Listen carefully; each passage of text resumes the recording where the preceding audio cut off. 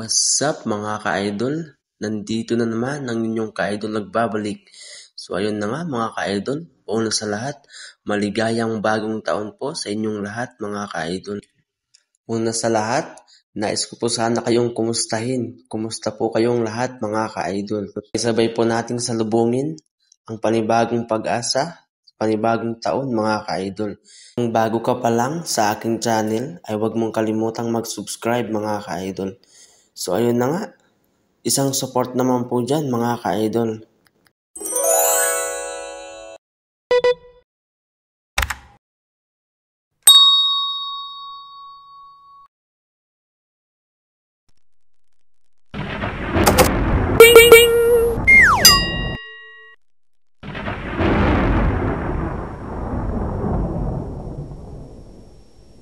So ayun na nga mga ka-idol, ang sabi po ng karamihan mga ka-idol ay hindi po ma-enjoy ang bagong taon dito sa bansang Saudi mga ka-idol.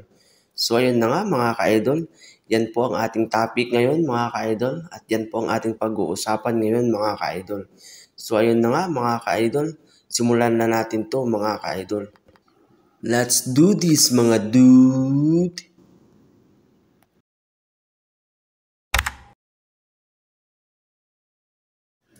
So ayun na nga mga ka-idol, dahil ngayon ay bagong taon, tayo ay pumasyal muna sa accommodation ng ating kapatid mga ka-idol.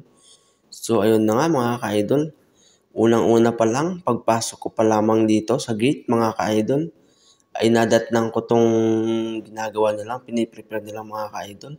Ang dami palang Pinoy dito mga ka-idol sa accommodation ng aking kapatid mga ka-idol.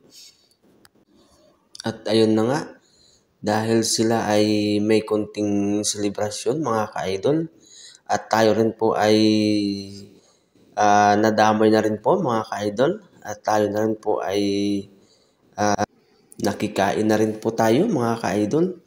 So ayun na nga mga ka-idol, talagang dito mo talaga makikita ang tunay na Pinoy mga ka-idol. Kahit sa malayo man tayo sa ating mga mahal sa buhay o sa ating mga magulang, ay mananatili pa rin sa ating mga buhay ang pagiging isang tunay na Pinoy mga ka-idol. Kahit sa kabila man ng dinami-daming mga problema, ay magagawa pa rin nating sumaya at maging masaya mga ka-idol. Lalo na mga ganitong simpleng bagay mga ka-idol.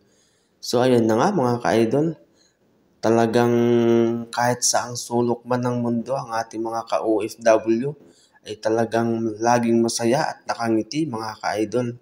So ayan na nga po, dito po ay sineselebrate po nila ang bagong taon mga ka-idol at nagkaroon po sila ng tinatawag na New Year's Party. Sayahin po ang ating mga ka-OFW dito sa bansang Saudi mga ka-idol. Saan man sulok ng mundo, lahat ng mga OFW, mabuhay po kayong lahat mga ka-idol.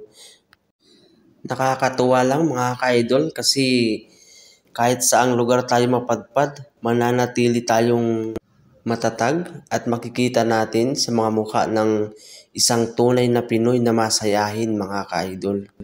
So ayun na nga, mabuhay po tayong lahat mga ka-OFW Pinoy mga ka-idol. Siyempre, panatiliin po natin lagi ang pag-iingat, lalo na po sa ating mga trabaho. Naway pagpalain po tayo ng may kapal.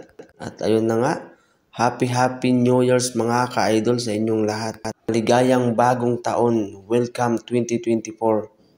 At ayun na nga mga ka-idol, dito na po natin tatapusin ang ating video mga ka-idol. Tuloy po kayong lahat, keep safe always and God bless you all.